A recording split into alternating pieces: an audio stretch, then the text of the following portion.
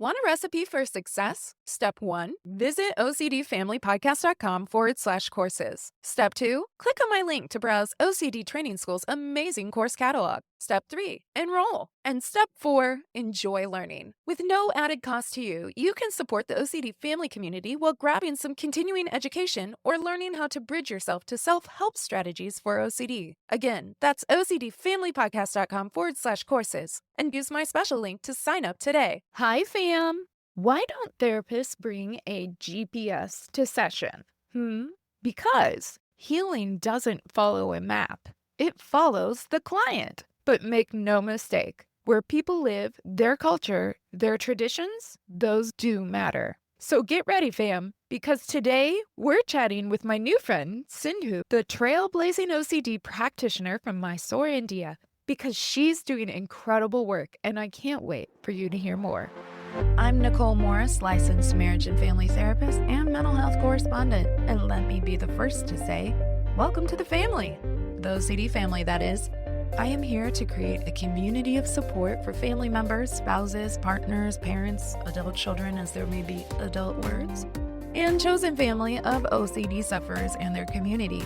I've had over 22 years of experience in the mental health field, but please note that this information does not qualify or substitute as a diagnostic evaluation, therapy, or treatment, and it is presented on an as-is basis.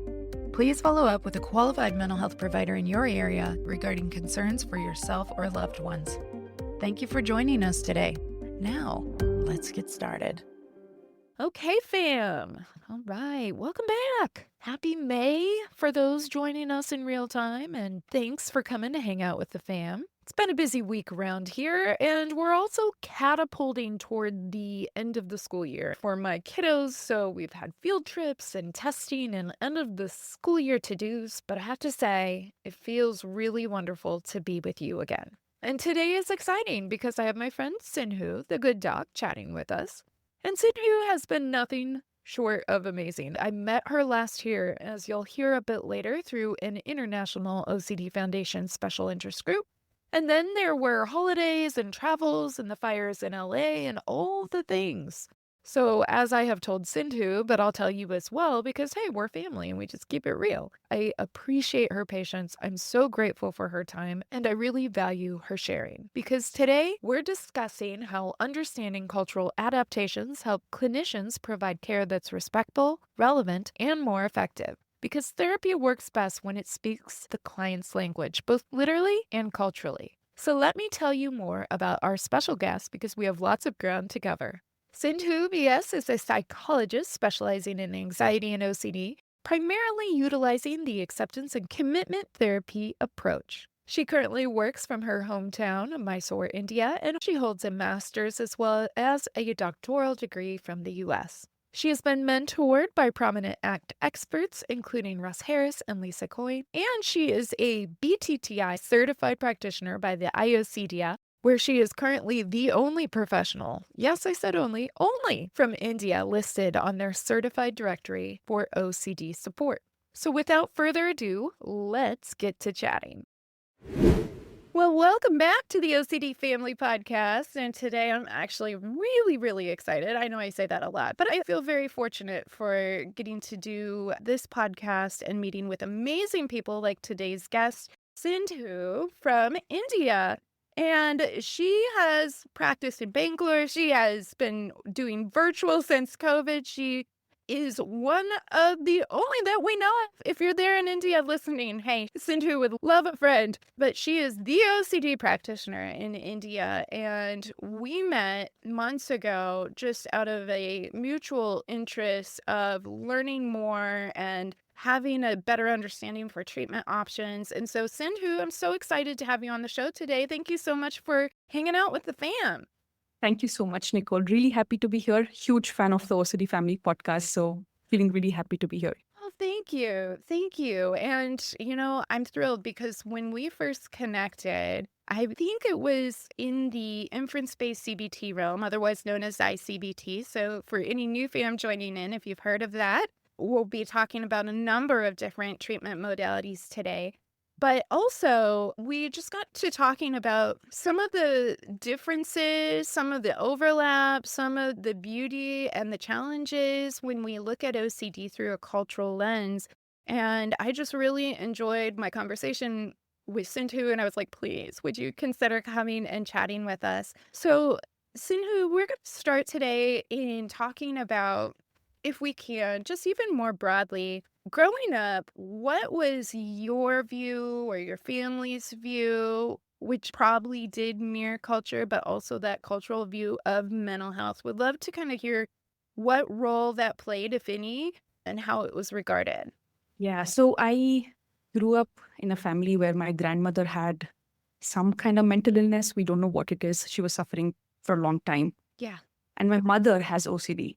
Mm. So I saw up close how much psychological suffering, anxiety, and OCD can bring into a person's life. Yeah. And I think ever since I was younger, I was quite clear that I wanted to do something in the psychology, psychiatry, mental health field.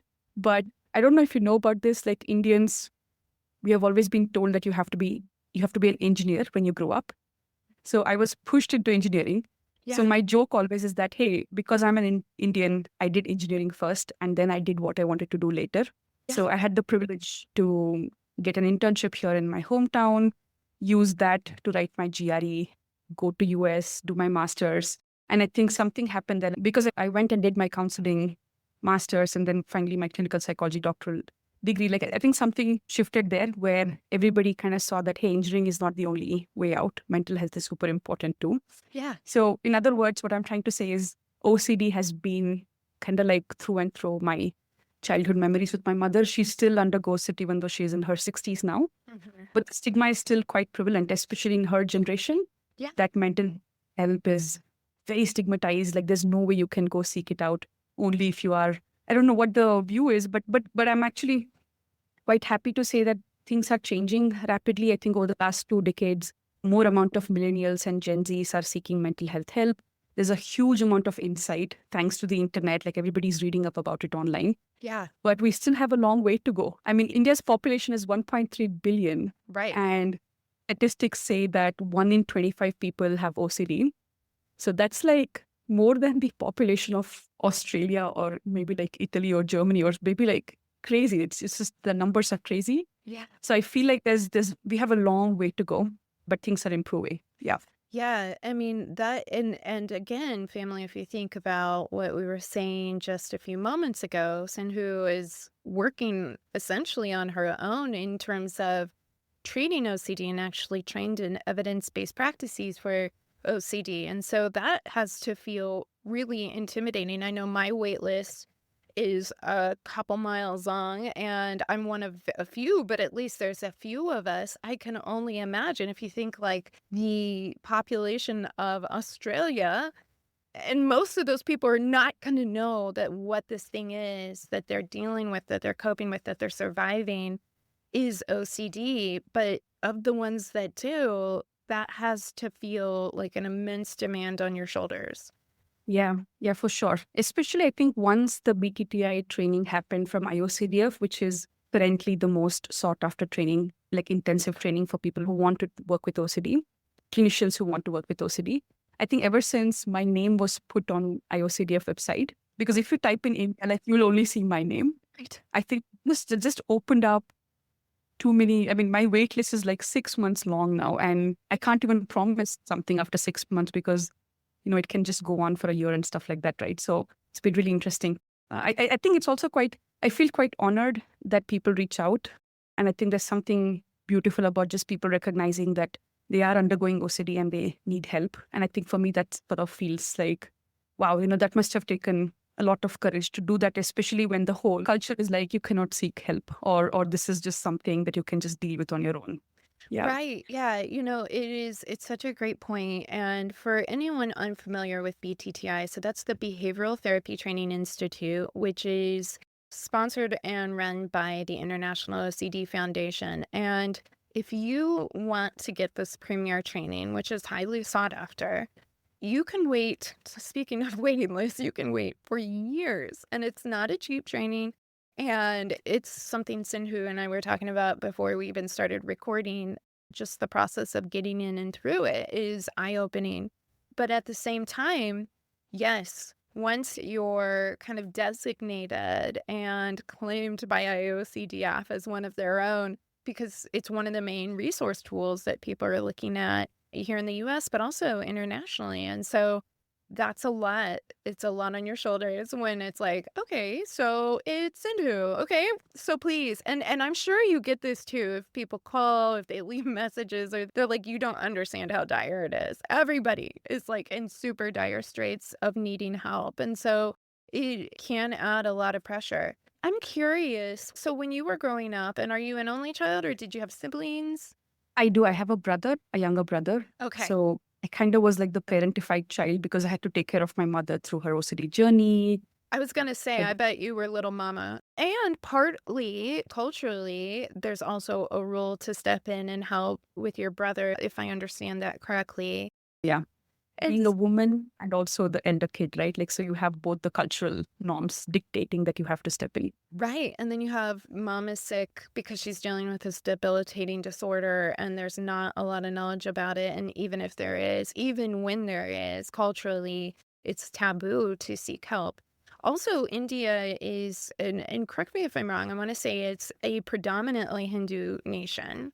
And I wonder how much, because I know this can happen, within Protestant or Catholicism or Judaism as well, where sometimes the call is like, I need to trust or lean into my religious principles, not the world saying I have this mental health thing, right?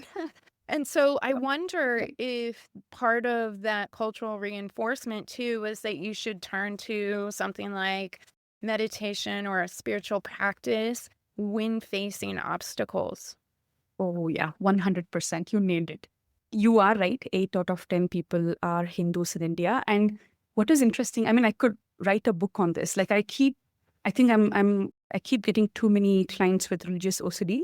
And India is home to 9 religions, 9 major religions. Like, we have much more than that, but we have 9 major religions. And so I've pretty much like worked with Muslims and Christians and Hindus and Yeah. Buddhists and Jains and Sikhs. And so you name it, I probably have worked with them. And the thing that I notice is that even though we have Muslims and Christians in India, they are Indian Muslims. They're Indian Christians, so they are culturally very Indian. And so they also get into this aspect of, hey, maybe I should just go, enroll in this yoga institute, or I should just go practice meditation every day. So there's always this sense of, hey, there's more of this, like eat, pray, love kind of spiritual journey that you can take in India, and that's going to solve everything. And of course, I can only imagine people who do that. Like some people do report feeling a lot of comfort in having a spiritual practice like that, Yeah. but I can see that backfiring as well. So it's very interesting how my work kind of has that full range of, even if a Muslim client shows up, and then I have to also work with what his religion says. In addition to that, I got to ask him questions about how the predominant Hindu, Indianish thing has kind of played a role in his OCD as well. Right. Yeah. Yeah, no, I think it's such an important point. And what's interesting, I just did this metacognitive therapy training where they talk about this principle of detached mindfulness, but it is so different and separate than actual mindfulness. And I'm not poo-pooing mindfulness. There's going to be some listeners that'll be like, hey, this has made a huge difference. I know John Hirschfield talks a lot about incorporating mindfulness. There's plenty of great attributes, just like there's plenty of great attributes and values that we get from religious practices and whatnot. That's not the problem.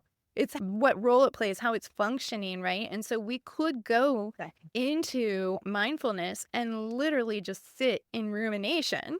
And that's going to be so distressing. But that feels like, oh, this is to be obedient kind of with this cultural norm, with this religious norm, with what I'm supposed to do, how you're supposed to handle things. I need to be gaining insight, or I need to kind of go into my third eye, or whatever the thing is. And so I totally can imagine how that shows up. And it's interesting because we're going to be talking about, I think there's so many things we could talk about, first of all, Sindhu. So we might have to revisit for another episode down the road because I think there's so many interesting places I we would could. love to. Yeah. But today, one of the things too we're going to be talking about is the role of how culture kind of infuses itself into stories, which becomes a big piece of treatment and inferential confusion and how OCD functions from, like, say, an inference-based CBT lens. But I was thinking, even as you were talking about going into some of those meditative practices, how I could imagine ACT, which is acceptance and commitment therapy, and how we can, like, let pots go, how we can use some of these ACT principles, I can imagine would be really helpful. And I don't want to get ahead of the story here. So I guess one other question, and then I want to hear all the deets on how you got into treating OCD and all the things. But I wonder, when you were growing up with your little brother and helping take care of your mother, helping take care of him, I wonder, did you guys know that what she was experiencing was this thing called OCD? And if not, she's gone, nope. You can't see her, Pam, but I can see her. She's like, no, that definitely was not on the radar. But when did you guys discover that it was OCD? And if you want to maybe give an example of what that felt like, obviously want to honor your mother's privacy and your privacy, but to the extent that you feel comfortable sharing, what would you say? Yeah. I mean, we never knew it was OCD. I think everything gets clubbed under stress. Like it's just, oh, it's just stress, it's just, household chores that are just kicking in. Because my grandmother, who is my mother's mother-in-law, and then because India has a culture of living with your mother-in-law and father-in-law. Yes. So she had to do a lot of work in taking care of her and her mental illness. And no one kind of bothered to treat her. So I think my grandmother probably had schizophrenia. That's what we suspect because we didn't know what it was growing up. And she sort of passed away when I was 10 years old. So I don't have many memories of her, but there was always distress in the household. So my mother had a lot of, service to her,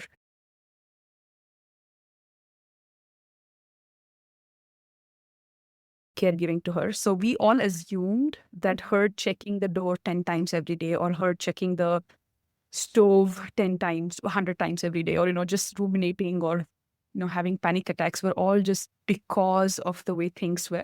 I think it was only like recently, like probably, I don't know, like 7, 8 years ago when I had a conversation with her and I said, hey, it looks like there's something else going on, can we have a conversation about it? And then we talked about where is this checking coming from? What are those scary thoughts that show up for you? And does this neutralize, like when you check 100 times or when you check 50 times, does it give you a sense of relief? And that's when it kind of like we had that explicit conversation that, hey, this is OCD.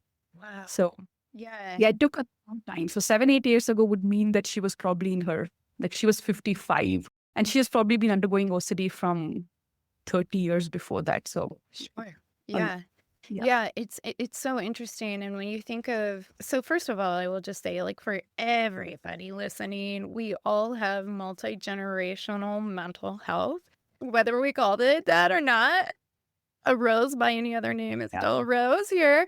And so we all have intergenerational mental health. Sometimes what's hard in growing up in a household where one of your parents, and it's having a light bulb moment for me, because we're going to talk a little bit later in the show about stories about magical thinking, and I'm going, oh yeah, if you grow up and one of your parents is in and out of psychosis or having different episodes, and we think about, just you think about growing up, there's family rules, right? And how family rules bend and change nowadays. Like, when you're trying to understand reality and then you're told your version of reality actually isn't it, we call, a famous buzzword now is something like gaslighting.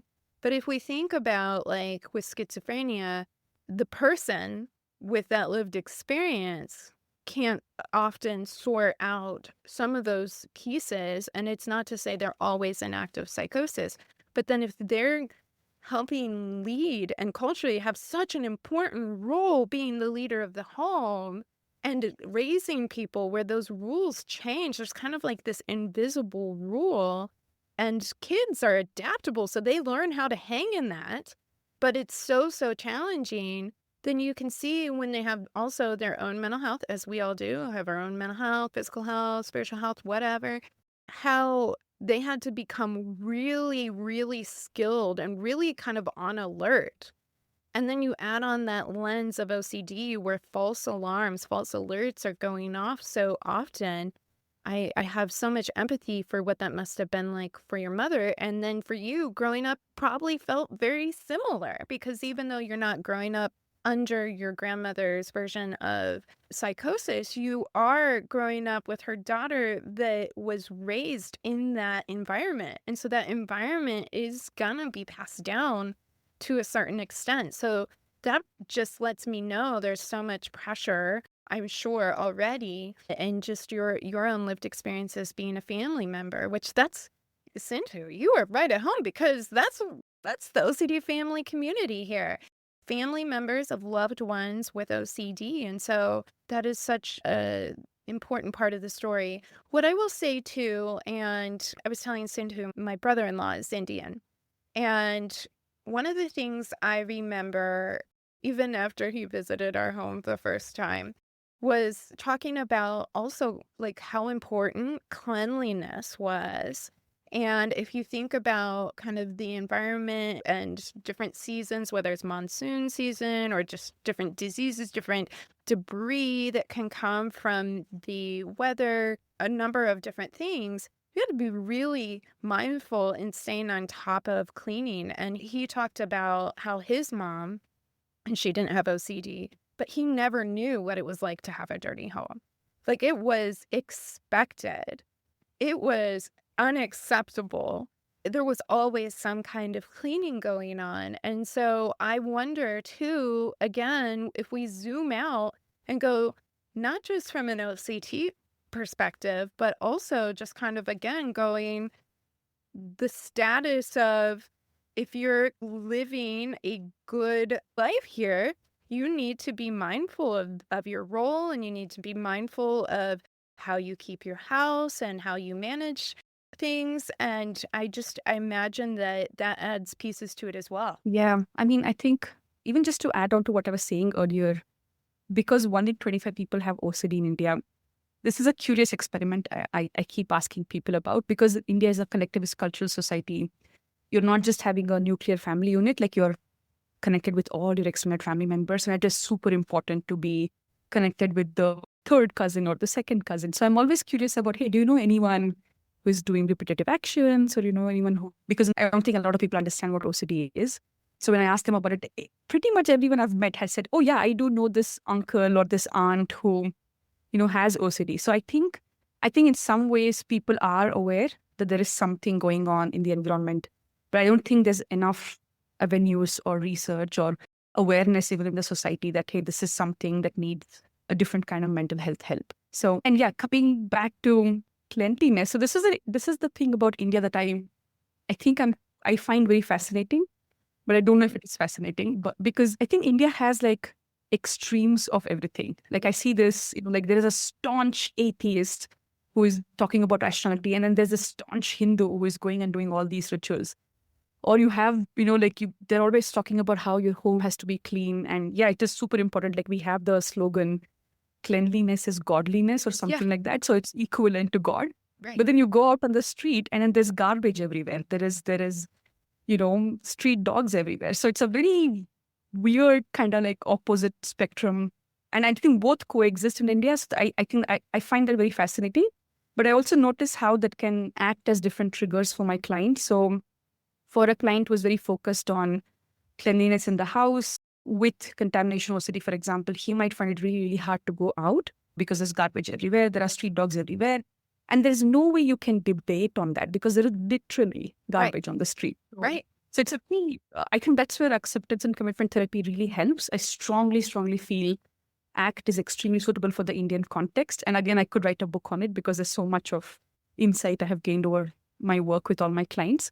So there's a lot of this aspect of go out and there are actual triggers like rabies is still an endemic in India. So there is actual danger that exists that can just exacerbate OCD symptoms. Yeah, yeah, and so many different pieces to the puzzle. I remember my brother-in-law visiting his mother and there's some kind of rule, if I'm understanding it correctly. She needed to have a surgery and she had to have a family member there so she could be basically inpatient and outpatient, like it was required. And he got dengue fever when he was there. And he was like barely there. And he grew up there. And it's one of those things where it's like, yeah, I mean, there's constant things anywhere you live in the world. There's going to be certain things that are going to be more threats or challenges in the environment. But yeah, just going, there's no in between here. We go from the extremes. And what we know about a lot of people with OCD is it's very easy to get into that black and white thinking and see things as a binary choice between one extreme and another. So when you have culture reinforcing that, it adds an extra challenge. And, we find that too, whether it's in politics or whatnot, like, we don't hear a lot about the middle or the shades of gray. We hear the extremes. And that's part of what we have to understand we're working with when we look at that cultural context. So I think that helps kind of lead us in. You were talking about ACT, again, acceptance and commitment therapy. And I am really fascinated to know, once you started learning about mental health more, you knew you wanted to get involved from, it sounds like, a young age in the mental health field. But I'm really curious about how you got into treating OCD. And it sounds like ACT was the first, if not still one of the main methodologies that you use in treating OCD. So I would love for you to share about what got you into treating OCD, learning ACT, and maybe even some core principles that you found were really helpful from ACT. Yeah. You raised a very good point in terms of the rule following and how that kind of functions in the house, right? And that's the tricky part about collectivist cultures like India, which is very different from individualistic cultures like America, I wonder, which is a lot of emphasis on conforming to the group norms or the societal norms. And the more you conform, the more you're loved and cared. So it's like a rule following kind of like comes very naturally from the childhood, I think. Mhm. I grew up in a household where I was encouraged to question because my father was a scientist. So he was a bit more of a rational thinker. My mother was a physicist.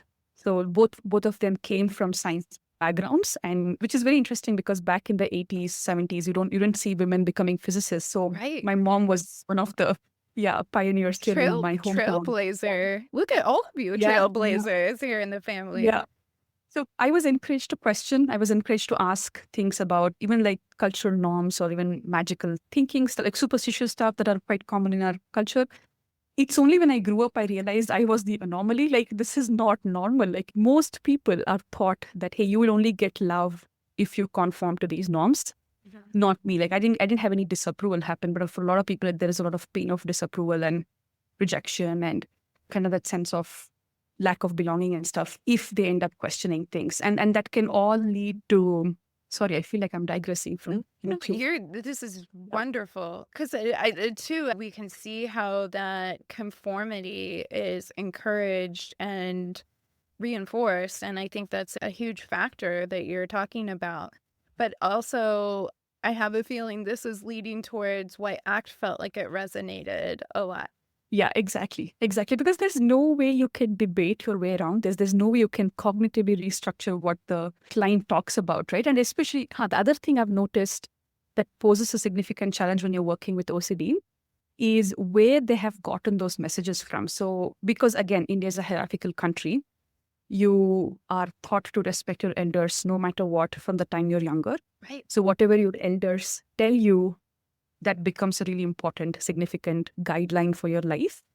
And a lot of people learn tricky beliefs, if I can call it like that, like magical thinking, tricky beliefs where they feel like, hey, one of the popular Hinduism based belief that everybody carries is that, hey, make sure that you're not thinking something bad or you're not saying something bad because there are gods and goddesses around who can make that come true. And Hinduism has a million gods. So Right. there's always something for everything. So it's very difficult to debate, especially if the client says, hey, this is what my grandmother told me when I was younger. How can she be wrong? How can grandmothers be wrong? Or how can, my father be wrong? So there's always this sense of respect. So there's no way you can sit here, take a step back and look at that thought and debate against it, or, bring in some sense of rationality, or even ask them to do ERP around it. Like, and I know I'm throwing a bit of a controversial statement here, but I've noticed exposure and response prevention, ERP, the protocols that come along, like just ask them to kind of like, go ahead and do this thing and let them learn how safe it is. It poses a significant challenge because this does stop people from even attempting or even talking about exposures. So I think that's where I started to kind of notice that ACT is extremely useful, because ACT does not involve debating or lecturing you to think differently or advising you to think positively. ACT is all about looking at how is this thought functioning for you? Is this thought helpful and useful? Does this belief or this thought take you towards the kind of life you want? Does this thought help you to take effective action? Like, Yeah. Yeah. So ACT is, if I were to kind of paraphrase, a more culturally sensitive to the belief doctrine.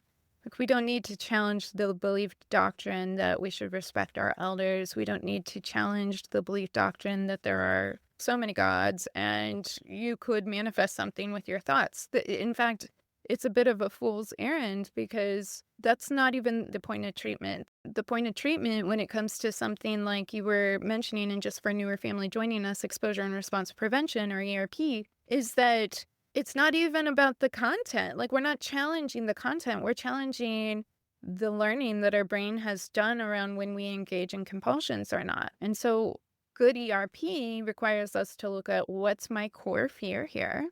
And my core fear might be I could cause harm by a dangerous thought. So that doesn't mean we need to disrespect a cultural practice or tradition. It means we can set up an exposure around targeting that core fear of, I'm afraid a thought could bring harm to somebody I care about, and then resisting or avoiding the compulsion, which, if you're listening and new to this, you're like, if we could do that, we wouldn't have OCT. It's not easy. You're right. Valid.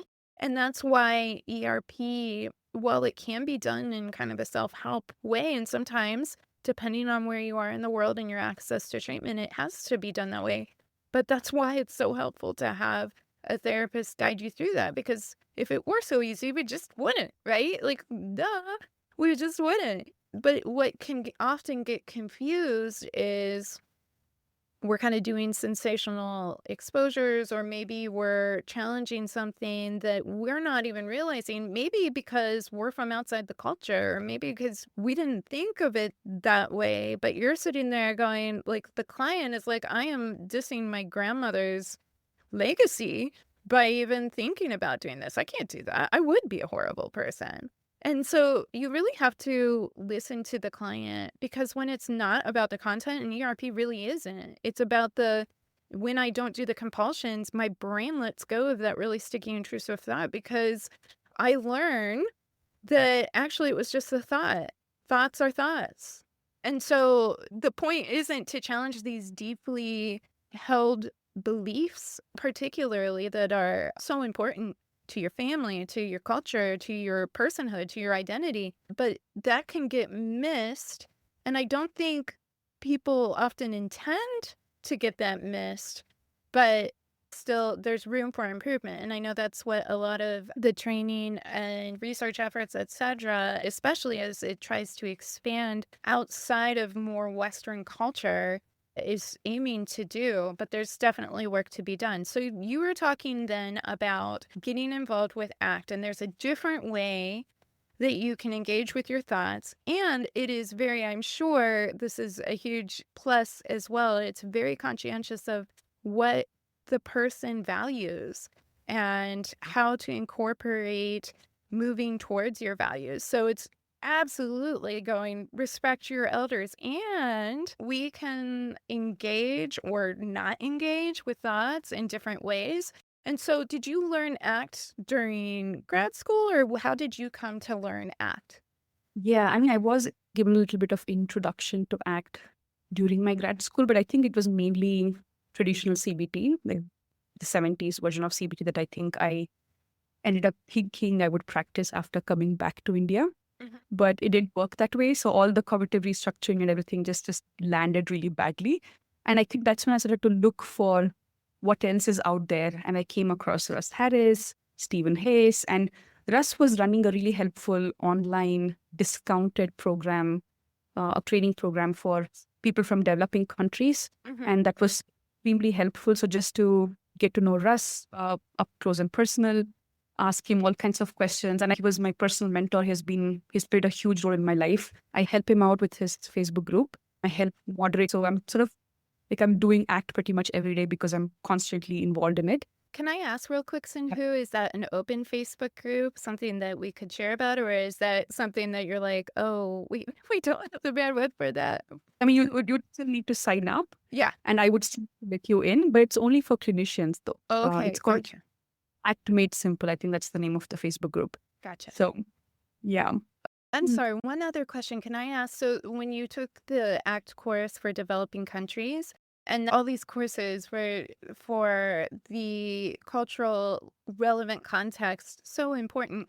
Is there a website there, or is that on your website at Aware Mental Health, or is there a place I could direct people? Because I'm sure listeners are like, I want to know more about that. Yeah, Russ still runs courses on his website. I think it's called psychwire.com. And I think Russ still has, if I'm not wrong, I think he still has a 50% discount for people from developing nations. I think you would need to email the admin for it. But I mean, I would highly, if you're looking to get into ACT, Russ's courses are the place to start off.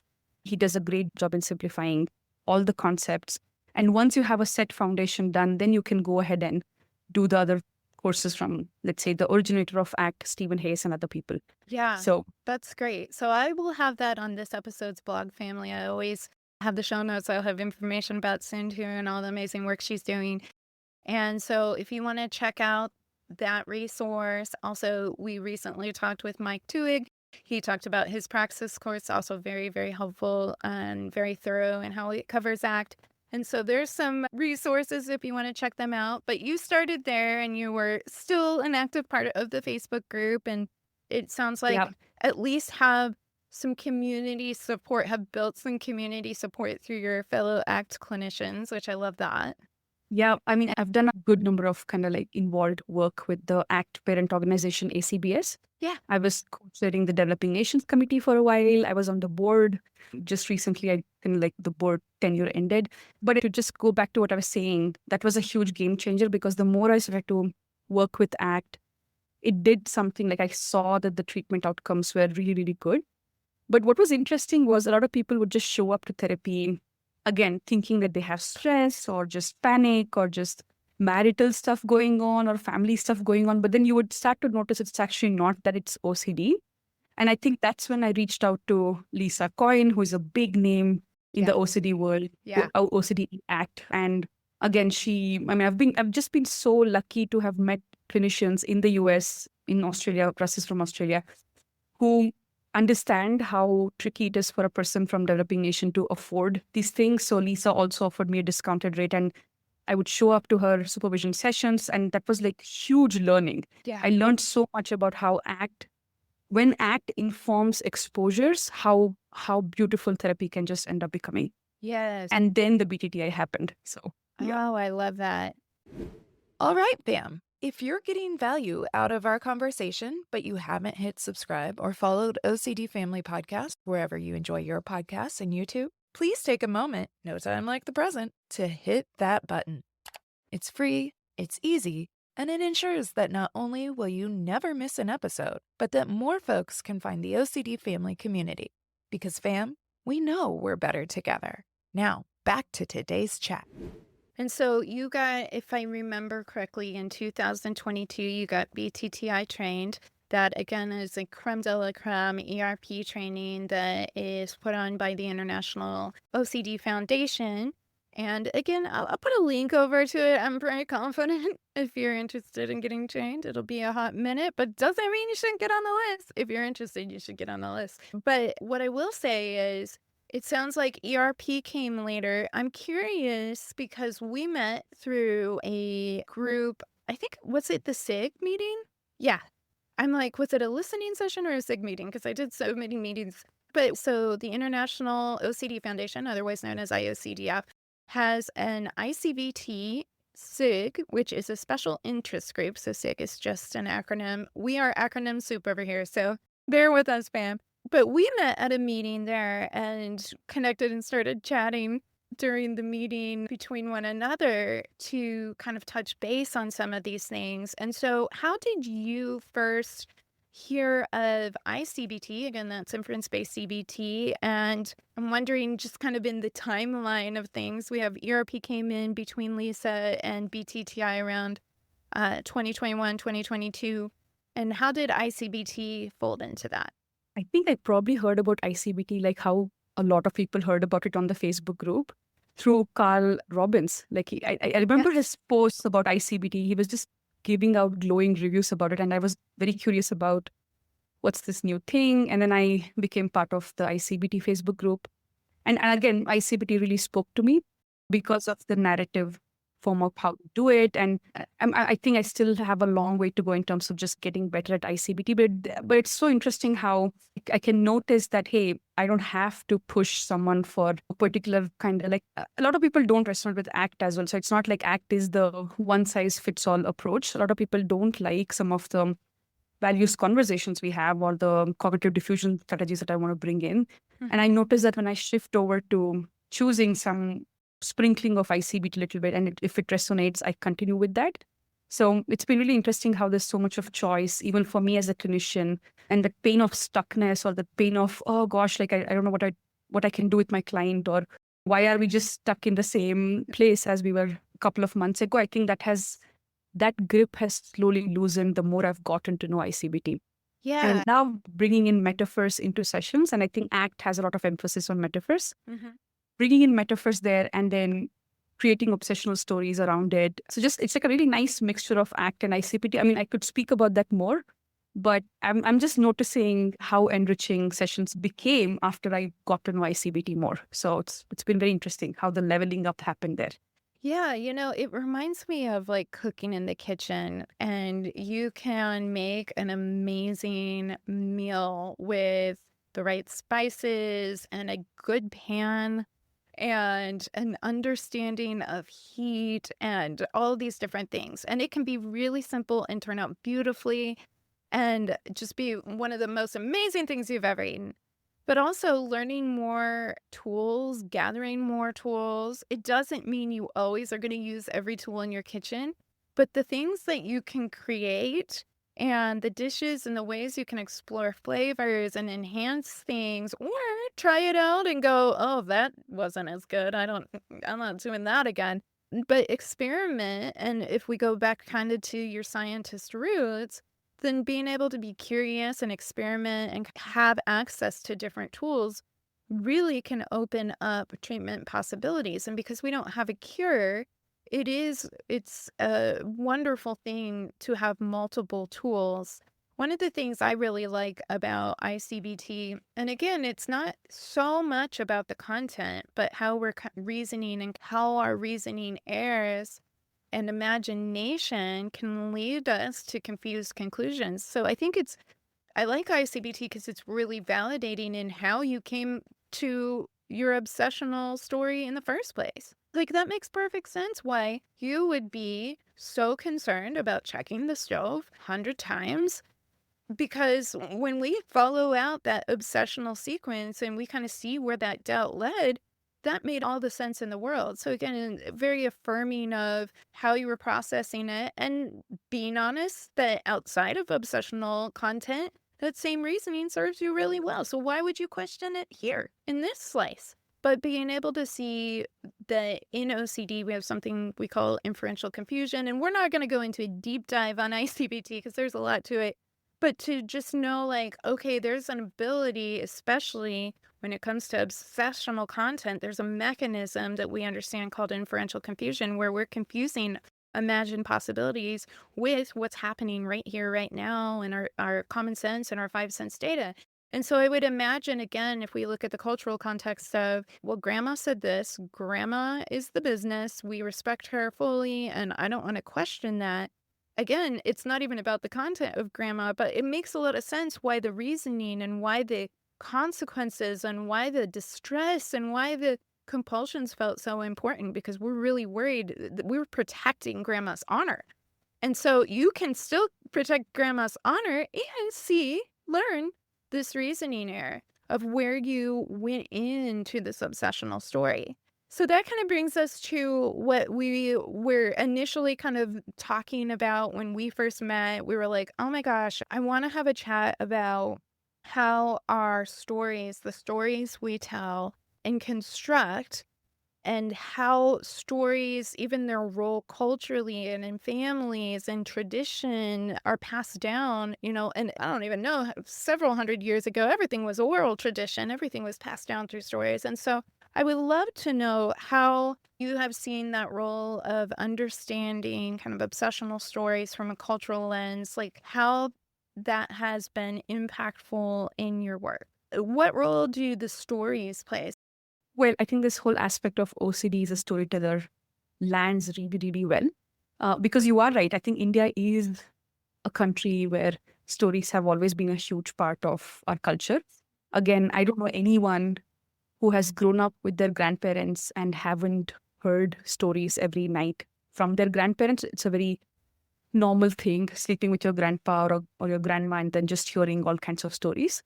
So I think this whole aspect of, hey, OCD is a storyteller who is kind of like having a structure, like, like how is the story constructed? Like when you look at how obsessional stories are constructed, there is a certain structure to it, right? And my usual go-to metaphor is, hey, think about this Bollywood movie, which is all about love stories. And Bollywood, we talk about, hey, like let's pick this big famous movie director and let's talk about how he builds his movie, how he creates movies. And you see that, hey, there's a European location involved. Hey, the hero and the heroine are like fighting in the beginning and then they fall in love. Like you can expect, like you can anticipate that all these ingredients make up a really good love story.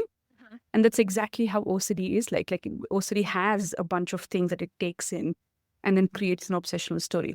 But then when I'm leveling up, what I really liked was how I-CBT stresses importance on, hey, where is that abstract fact coming from? Or what are those rules that OCD is picking to form the story? Or, just possibilities, like, oh, it's possible, the master stroke by OCD, right? So, Mhm. so it's kind of interesting how you get curious and you slow down Mhm. and you look at how the story is being constructed. And I think that really helps people to just really be able to step back for a second, separate a little bit from the activities of OCD and look at it as a story that OCD is saying. So again, from an act perspective, there was already this sense of, hey, your mind is a storyteller who is creating all kinds of, facts and opinions and ideas and suggestions and stuff like that. And we can take a moment to call out that story. And now it's just more enhanced with ICBT adding in a little bit of that structure and more detail to it, I guess. Yeah, I like that. So, like, helping to recognize the formula and being able to see, I love it, whether it's Bollywood or Hallmark movie or whatever kind of rom-com or whatever, we could go, yeah, there's always this kind of element and this kind of element, and it leads to this kind of element. And if it doesn't, if you actually see a film where that doesn't manifest in that way, people are like, what? Right? Because that they've come to expect, they've learned like, wow, that went outside the formula. But I would imagine in a culture too, where there is or has historically been at least some of the newer generation, as you were saying, is kind of branching out from this, but to reinforce that norm or conform to the norm, then understanding like, well, it makes a lot of sense that your brain is building this formula then, right? Because that's the norm. That's how this story goes. And it can be really convincing, but then being able to look at the different tricks that OCD can pull over on people and the illusions that it tries to create. Once we can look at the formula, we can go, "Oh, I see how I fell for that. Yeah, I see how I got caught and swept into that story." And so that can absolutely be an amazing tool. And, just even in thinking about how stories can play in, but also you were mentioning earlier, kind of just even some of the traditions around superstitions. Hey, real talk. If you've made it this far into the pod, chances are you love learning about OCD. So why not take it up a notch? Head over to ocdfamilypodcast.com/courses to browse the OCD Training School's incredible lineup. And when you use my special link, you're not just investing in great education, you're also supporting this podcast at zero extra costs. With courses ranging from self-help to continuing education for clinicians, offering live and on-demand options to fit your needs or your time zone, the opportunities are vast. OCD Training School has your back. And when you use my link, you have the FAM's back too. So go check it out at ocdfamilypodcast.com/courses. And now, back to the show. We were also in our conversation leading up to today talking about how magical thinking is impacted by culture. And so I can imagine growing up in a family where your grandmother probably had schizophrenia, your mother had OCD, which sometimes can look or feel very similar to psychosis when it's very intense. And then adding on the lens of the importance of different superstitions. And I think all cultures have some different superstitions. Some are ubiquitous, but there are some variations. I would love to kind of hear your thoughts on how magical thinking is impacted by culture. Oh, yeah. Yeah. Magical thinking, I think, is just super duper like part of our, like the way that we speak, like growing up. Again, I can't imagine. India probably has like, I can't remember the number, but I think India has like 18,000 languages, I think, like the whole of the country.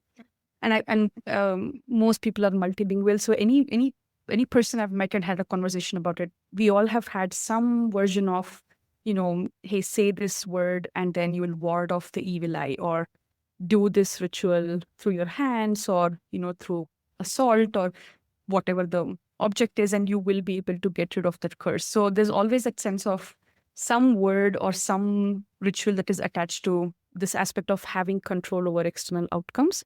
And I think, again, for some people, it doesn't lead to OCD. I'm not saying that magical thinking and culture leads to OCD, but a lot of people, I think, are not influenced by it. Even people with OCD, I don't think a lot of people are influenced by it. But some people I do know are quite influenced by using the same things that they've learned when they were younger as a mental compulsion or as a physical compulsion. So I guess, in other words, what I'm trying to say is it's just spoken very normally and naturally, like evil and karma and warding of the evil eye. Like these are all like very, very common. Like you see signboards everywhere here in India that says, hey, just come visit the priest or the astrologer, and he should be able to get rid of whatever black magic that's been thrown at you. So I think, yeah, it's extremely normal. Yeah. I usually end up checking for some version of religious or magical thinking piece, no matter what presentation of OCD is there in front of me, because I'm always curious. I'm always just wondering if there is something like this. And most people are nodding their head and saying, oh, yeah, if I said this out loud, whether it is health anxiety or health OCD, for example, if I said this out loud, I think it's going to come true. Yeah. So it almost creates like a snitch culture with your own brain. Like my brain is going to think something and then, oh no, this is going to happen, which if we think about OCD, yeah, that makes a lot of sense.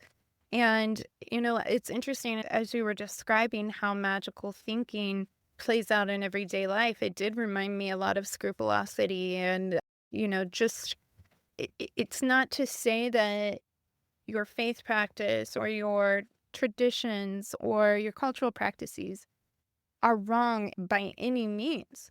But we can see that, sometimes it's a problem, an everyday life problem might be bugging you down, or it could be a mental health problem where OCD is being incredibly opportunistic and taking advantage of this is really important to you.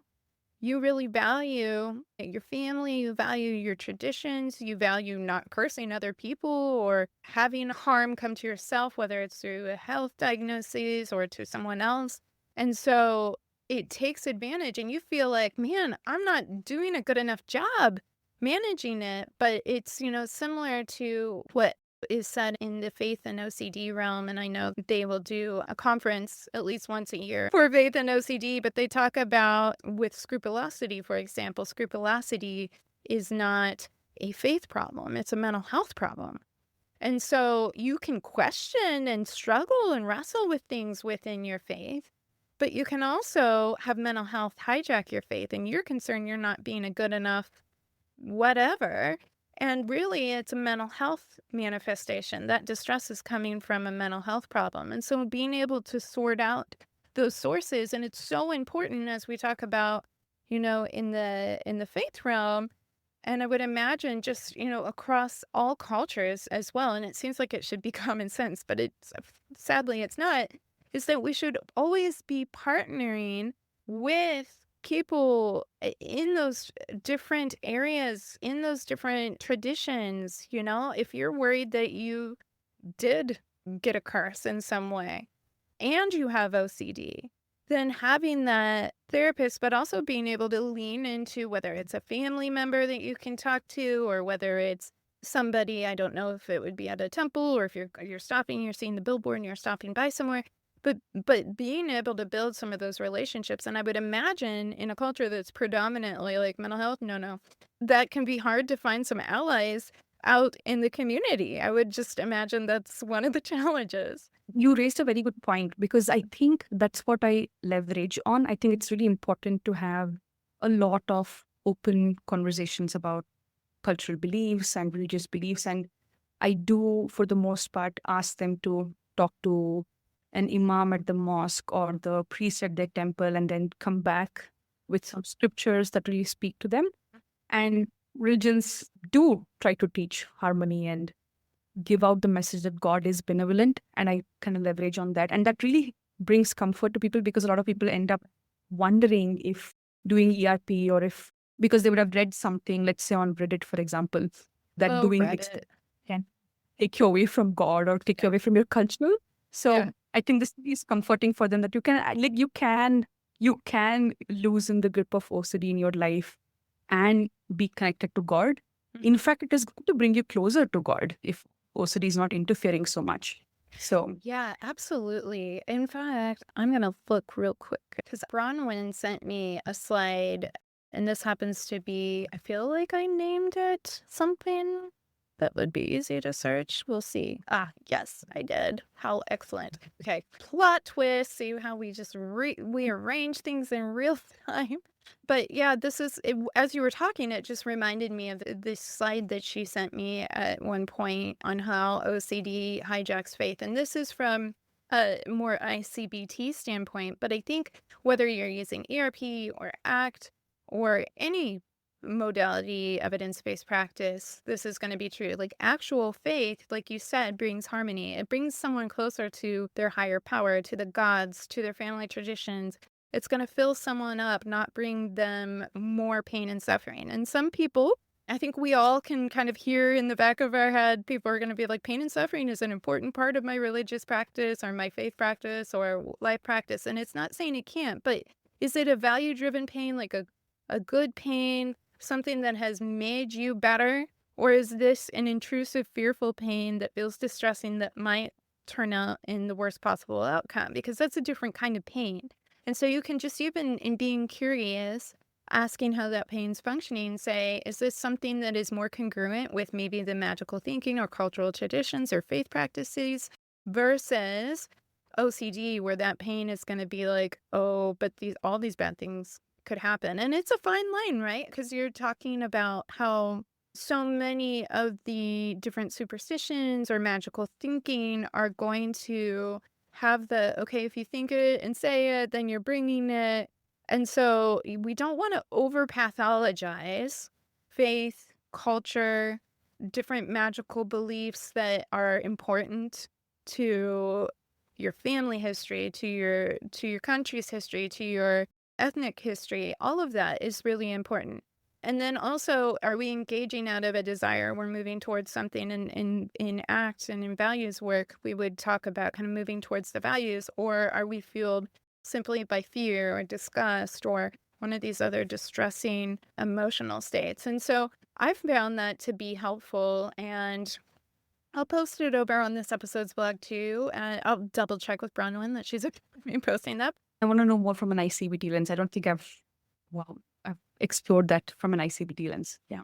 Yeah, and it's interesting because I think it's really hard, especially when OCD, this is not to downplay anything or any experience that feels more external, but when it comes down to mental compulsions and mental thoughts and rumination and how what we think, that thought action fusion, like how that can have such an impact on what happens. And what you're talking about really is like super culturally prevalent is that thought action fusion, which is simply to say, I had that thought so that things happen, right? I mean, culturally, like you do hear an elderly person saying, oh, see, like this happened because yesterday you said this, or because you did this yesterday and this happened. So it's this constant reinforcement even from the external world, Yeah. where people who you look up to, people who you find very credible, are also saying the same thing, that hey, they're trying to kind of like link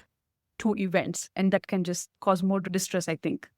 So, at what point would you recommend for anybody listening that may be like, yes, this is my everyday experience? How do I sort out? Is part of that just I did cause that because I said that thing yesterday? Or maybe am I dealing with OCD? When might it be helpful for somebody? And again, sometimes it's just going to be the loved ones listening, going, they can't see it for themselves because they're pretty absorbed in this, but I see it for them. They're definitely having some struggles that are beyond just kind of our normal cultural practice. But when would you suggest somebody seek out and see if OCD might be a piece of the puzzle, if this might be more than just them trying to be a good person and follow their good practices, but OCD might be hijacking some of the really valuable, important practices? I think two main factors would be to see if a lot of repetitive behaviors are happening on your end. Like, is it just about linking cause to an outcome, or is it just like happening everywhere? Because that's what OCD does. Like, it just links everything and anything to an outcome. And the second thing, I think most importantly, is your life getting smaller because of what's happening? And I think that's a major factor why people show up to therapy, because they would have stopped engaging in their lives and missed out on a bunch of things. So in essence, from a larger perspective, magical thinking is not really a problem. It actually gives comfort to a lot of people, but it's only when it starts to make your life smaller and less fulfilling and purposeless, I think that's when you probably might have to seek help. Yeah, that's a really great point. So, when we think about OCD, we'll often use these words. They sound fancy. Feel free to use them in a game of Scrabble or at your next trivia night. But we talk about whether something is egosyntonic or egodystonic. And so, egosyntonic is something that's going to be more aligned in and desirable for your life. And so, even if you're having pain, it's moving you towards something, right? So if I was like, I'm going to start lifting weights, I might have some pain in my muscles, but that might be a productive, good pain because I'm practicing something that's moving me towards something. And that pain's not going to last forever. But also, there's on the flip side, ego dystonic, and that's what OCD is infamous for. So that is like as far as we could get from what we'd want in life from all of these things. So if I want to respect my elders, I want to say the right things and manifest the right things and rid of the right things. All of this should, if it's egosyntonic, be moving me more towards that value-driven life, more meaningful relationships, more meaningful engagement in the world. And if it's not, and instead my world's getting smaller and smaller, and I'm afraid that it's all my fault, and it just continues to shrink if it's adding that distress, if it's taking a lot of time. We say in the OCD field, at least an hour when we add it all up in a day, but I don't think I've ever met somebody that's like, yeah, we just barely hit an hour of how distressing OCD is. Like, people don't come in for that level of distress. So if your world is shrinking and you are feeling distressed and it isn't resulting in any kind of joy or harmony, was the word, and I think a really impactful word, if you're not feeling any semblance of that harmony, then considering, maybe it's not just that I am screwing up and not practicing any of my traditions well and just the worst, but my mental health is absolutely hijacking my practice of these meaningful traditions. And that's where it can be really, really helpful then to sync up with a therapist. So we have some information here. We have Sin who is working with Aware MH and Aware Mental Health. So if you jump over to this episode's blog, you can check out their website at awaremh.com. And there's certainly different resources. She's mentioned that ACT clinicians group if you are learning ACT or if you want to check out some more of those trainings. And again, I will highlight those over on the blog here. But just maybe as we wrap up, Sindhu, any kind of last thoughts or notes for maybe family members? So many times I think when we have these conversations, family members go, oh, just like you said before in being curious, like, oh yeah, my uncle was kind of like, yeah, no, of course, there's other people in the family. Sometimes family members themselves feel guilty for missing it or for not supporting it sooner, like they could know before they knew. But do you have any advice or thoughts for family members that are trying to strike that balance between living honorable and harmonious lives and also wanting to prioritize mental health in this kind of new emerging landscape where it's kind of okay? We start to see influencers and Reddit threads and things about mental health. Like, what would you say to family? Oh, yeah, that's a good question. I don't have any data to back this up, but I've noticed that when family members step in and sort of in a way embrace the uncertainty and also give comfort that I'm sure for you. So, for example, if a person undergoing OCD is saying, oh, shoot, I touched this thing and then I'm going to fall terribly ill, usually family members are just dismissing it or saying something like, oh, you're just overthinking or nothing like that is going to happen. I've noticed that if you said something along the lines of, oh, I'm so sorry you're feeling this way. It sounds like OCD is pushing you around a lot. That's okay. We don't know what's going to happen. This may happen. This may not happen. Whatever happens, I'm here for you. I'm here with you. And we will kind of ride this wave of anxiety and wait for what happens. I feel like I know it doesn't kind of land like as if you're comforting your family member with OCD. And I know it's tricky because like I-CBT emphasizes more on functional certainty, I think, and talks a lot about tolerance of uncertainty. So I know I'm probably giving some mixed messages here, but I've noticed with my clients, at least there's a sense of, hey, I'm here with you and we will deal with whatever happens, rather than dismissing something can be useful. Like, can at least help the person let that anxiety wash over them a little bit while they deal with it. What do you think, Nicole? Like, I'm curious about your I think take on Yeah, I yeah. think it's a really good point. If you look at the research that Ellie Leibovitz has done around programs like SPACE, and this is supportive parenting for anxious childhood emotions, I believe is what SPACE stands for. It talks about in a family setting that whether it's the person themselves engaging and performing the mental or physical act, the compulsion or the avoidance as a compulsion, or if it's the loved ones around them, a best friend, roommate, a family member, a spouse, a child. It could be a young child. I'm sure there were many things you were doing to help your mom where you're like, oh, yeah, that was me. That was my role. And I felt like it was dire. I had to do that for her sanity, for her safety, for all of us, right?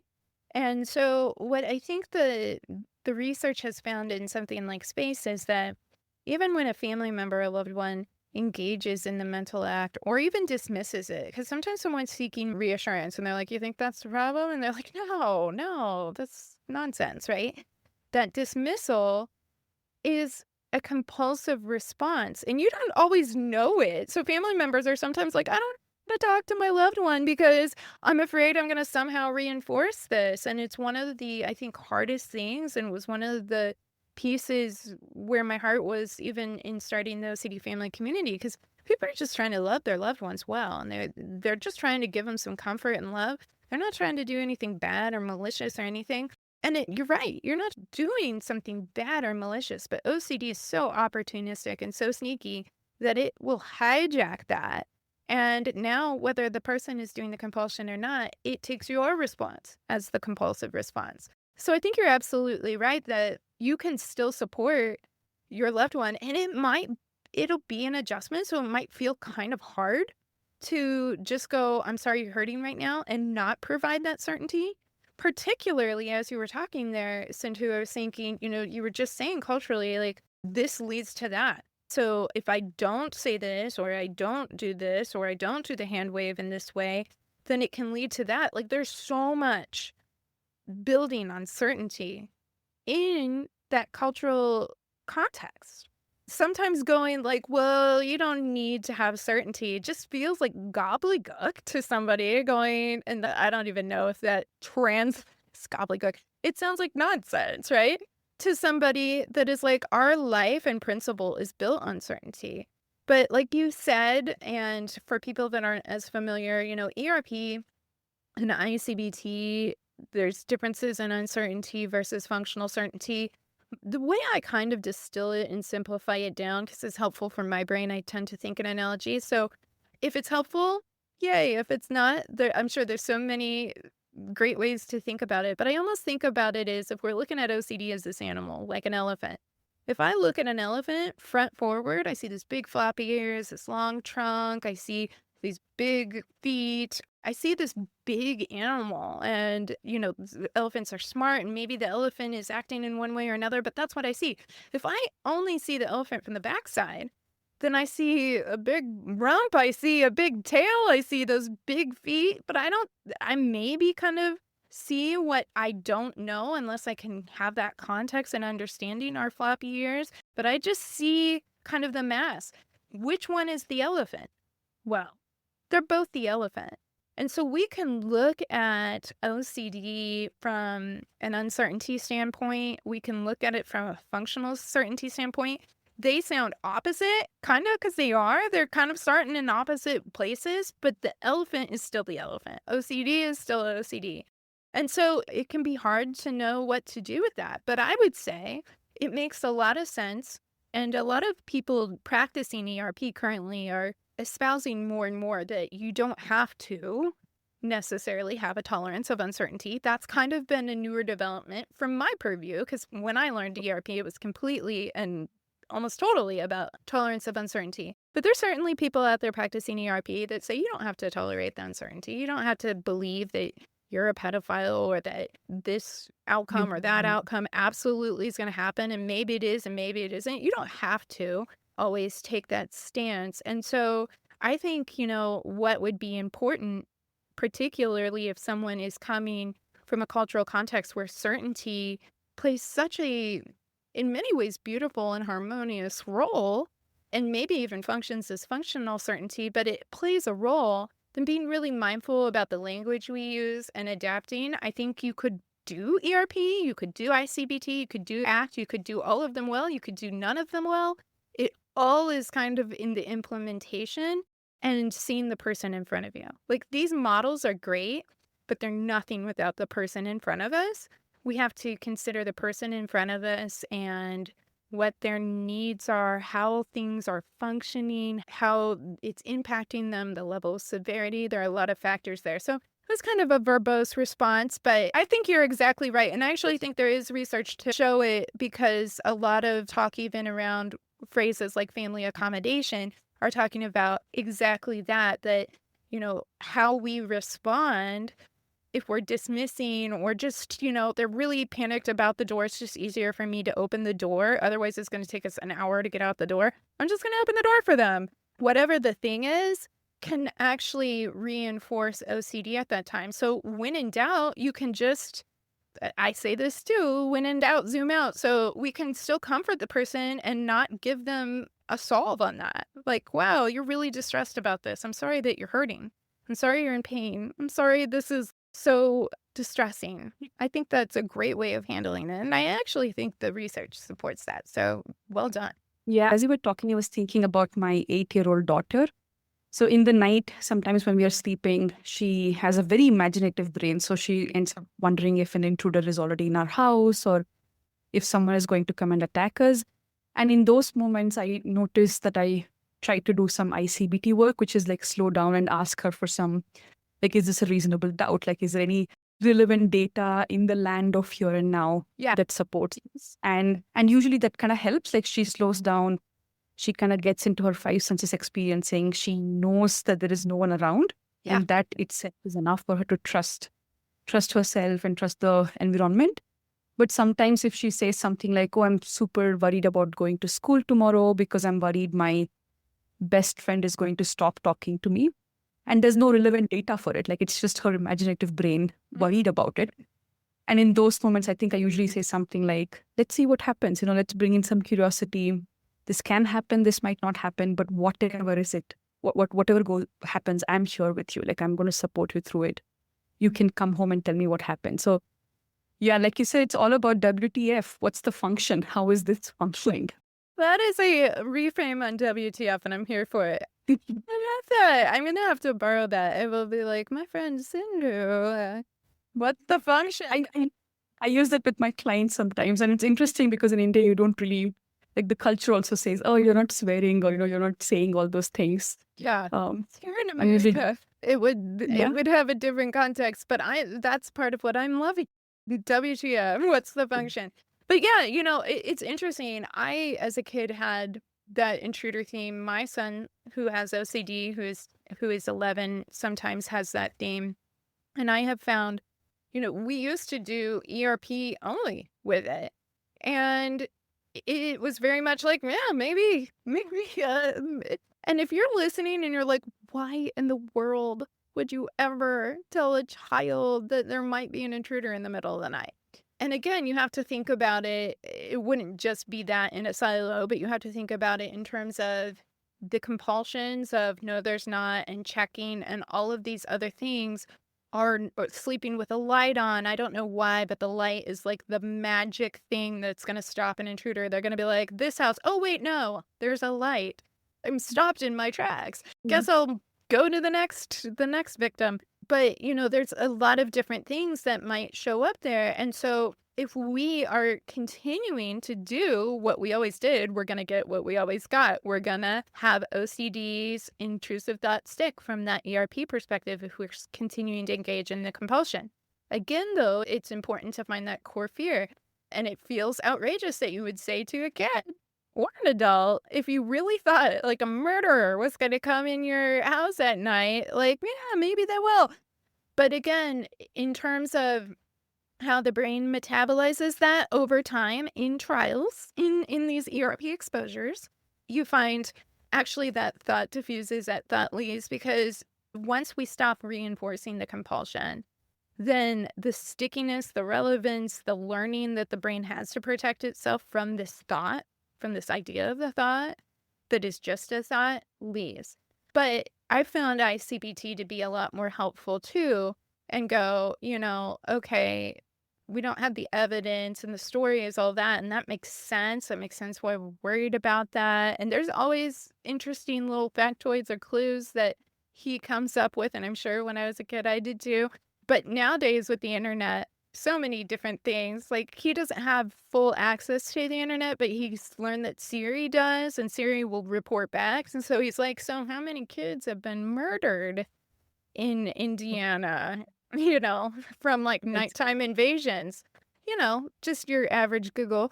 And it'll be like, oh, this many. And it was like, what about in night? And I'm like, oh my gosh, stop it, right? And so it makes sense why that logic and reasoning was really scary.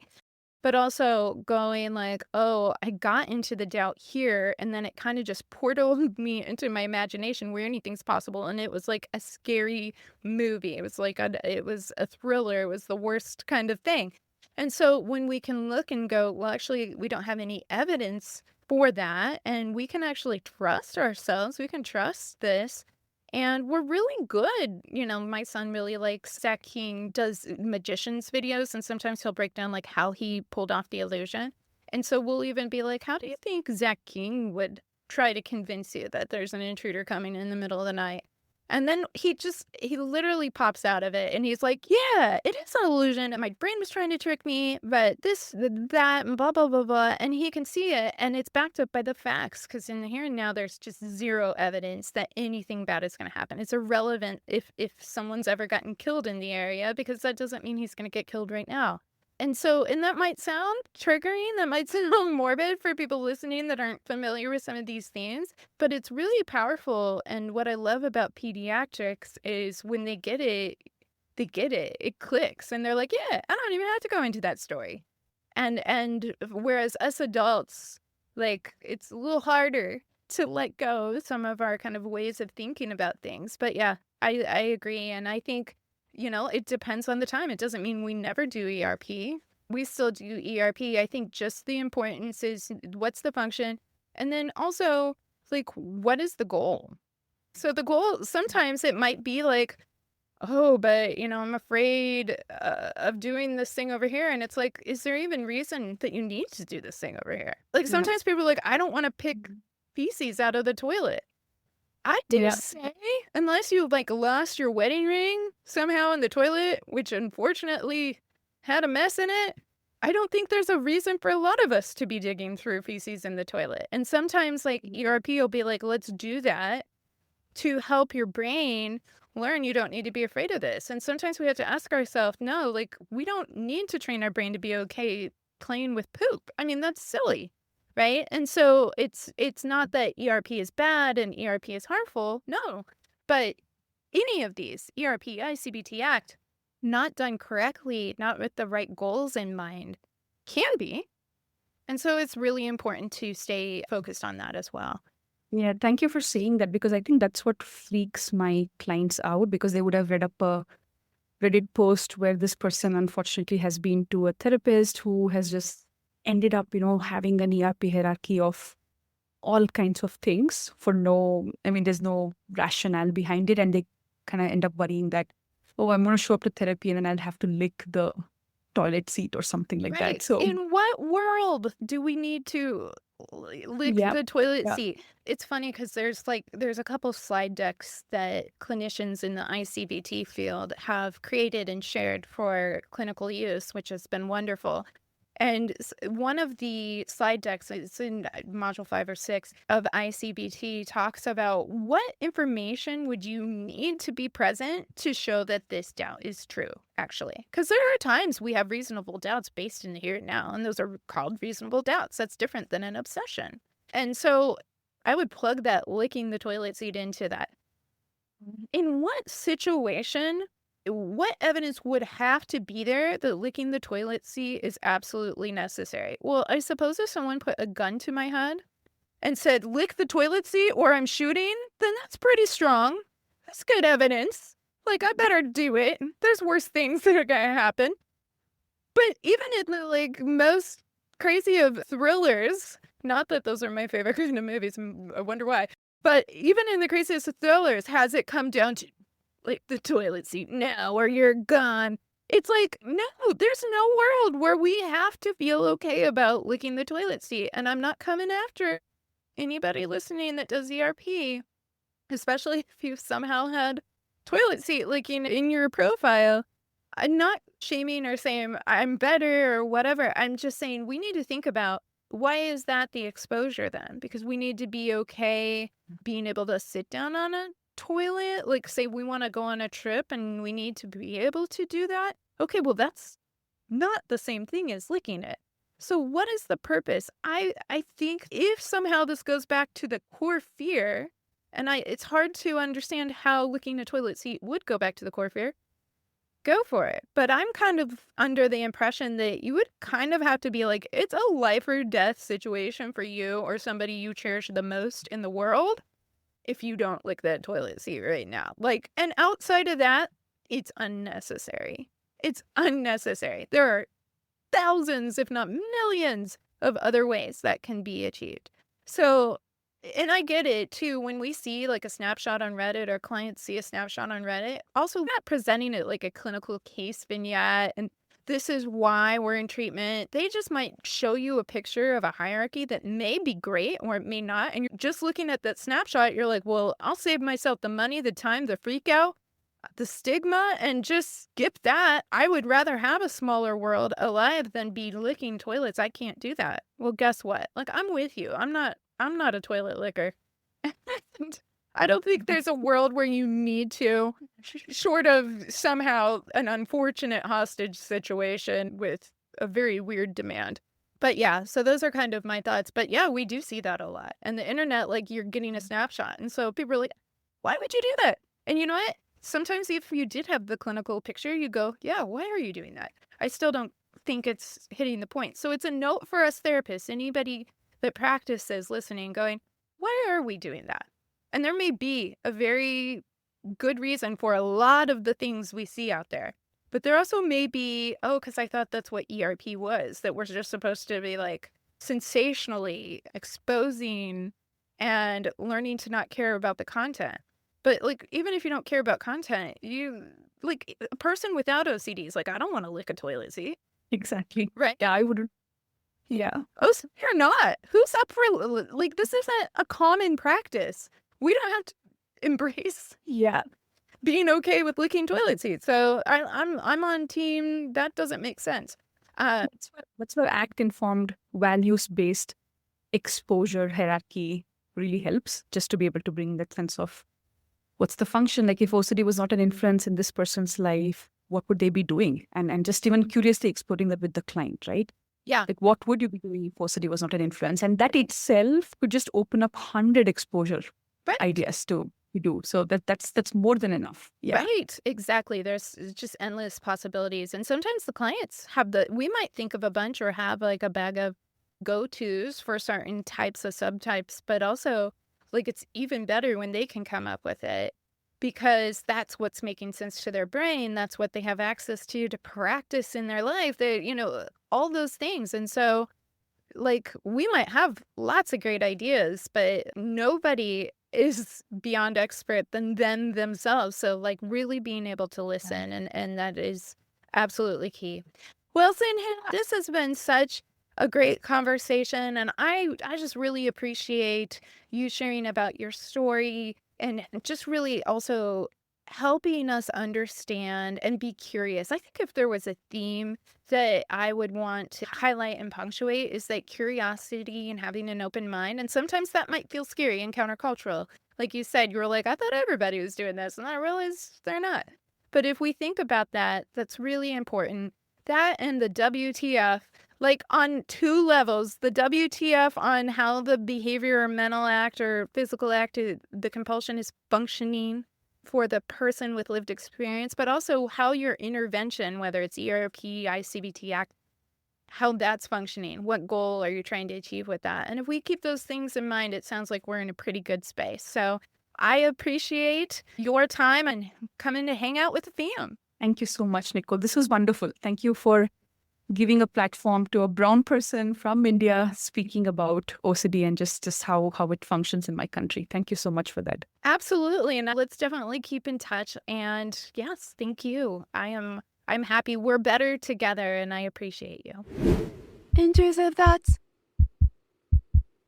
Alrighty, so fam, we covered a lot of great ground there, and we even got to chitty chat there about some case scenarios at the end. But I just wanted to point out or note that for my son's intruder experience, while I discussed ERP and I-CBT concepts with him and y'all, I-CBT is not established for pediatrics yet in terms of treatment. It is emerging. It is growing. In fact, you may have even heard me talk about OCD training schools emerging practice for I-CBT with kids. But I just want to note it because inevitably I know somebody's going to ask and be like, wait a minute, but can you do that with kids? Or how does that work with kids, etc. So I will know if you want to hear more about my son's story and hear us actually even talk about this very scenario. He was on the show a couple weeks ago and we were talking about just that. So you can check that out. I'll link that episode over on this episode's blog at ocdfamilypodcast.com. And I wanted to mention that the slide about the intersection between religious or cultural or moral scrupulosity and OCD from my friend and colleague Bronwyn Schroyer, LCSW, is also going to be posted over on this episode's blog. The slide addresses that intersection from an I-CBT lens and is adapted from Dr. Frederick R. Dema's work in I-CBT. So if you're listening and want to check that out, you can jump on over to the blog. Thank you to Bronwyn for that. And also the citation to Fred's work is included. Okay, so that brings us to our intrusive thought segment, which for any newer family joining is my application segment of the show. It's that time where we try to apply what we've learned and how we might apply it today. Because sometimes it's like, gosh, this was interesting, but what do I do with it? And you know what, fam? I can't think of a better example than Sindhu's when she was like, WTF. Seriously, I love it so much. But honestly, fam, no matter who the OCD warrior is before us, whether it's our loved one, whether it's ourselves, whether it's our clients, asking WTF is so important. OCD treatment should always tie back to the function. whether it's of the behavior or the reasoning process or the value. But it becomes ever more important when we are exploring our WTF from a cultural lens. We can't adapt, respect, honor, or value someone's cultural traditions, history, beliefs without understanding the function. And we really risk missing the point or risking harm without those considerations. And that goes for any of the treatments: I-CBT, ERP, ACT. I know it's not what people are intending. In fact, many practitioners are learning about these treatment strategies in their own silos. So this makes joining a community, whether it's a community of support here like the FAM, or even a clinician treatment community, a consultation group, or getting involved with organizations like IOCDF, OCD UK, NoCD, more important. Because learning is an ongoing effort, and we really are better together. So thanks again to Sindhu for illuminating a path and bringing the WTF of it all. Because her wisdom and guidance is making a difference, and the ripple effect continues to be far-reaching. And because Sindhu, she's not alone. You're not alone. I'm not alone. And there is so much hope for our OCD warriors. Thank you for joining me and our OCD family community. If you enjoyed what you heard today, please like and subscribe to the OCD Family Podcast wherever you enjoy your podcasts. Did you find this content helpful? Please consider leaving a review. The more people that know they're not alone, the better. For more information regarding today's podcast, please visit OCDFamilyPodcast.com and remember to join the email list while you're there. It will provide you with the most up-to-date information, resources, and the down low on the family chatter. Oh yeah, nothing says family Like Sindhu and me saying WTF OCD. That's right, I went there. And you can too at OCDFamilyPodcast.com. Therapists, ready to shape the future of pediatric OCD treatment? Join the Next Steps in Pediatric OCD on-demand course from Angela Adamson Springer, LCSW, and learn how to adapt inference-based cognitive behavioral therapy for kids. With research still emerging, this course empowers you to explore new methods and contribute to the growing field of evidence-based practices. With OCD Training School's 365-day access for on-demand courses, you'll gain practical tools to help kids by adapting I-CBT's signature 12 modules to be as creative as the kiddos you're treating. So sign up at OCDFamilyPodcast.com/courses to support the podcast at no extra cost and support further growth and hope for our youngest of warriors.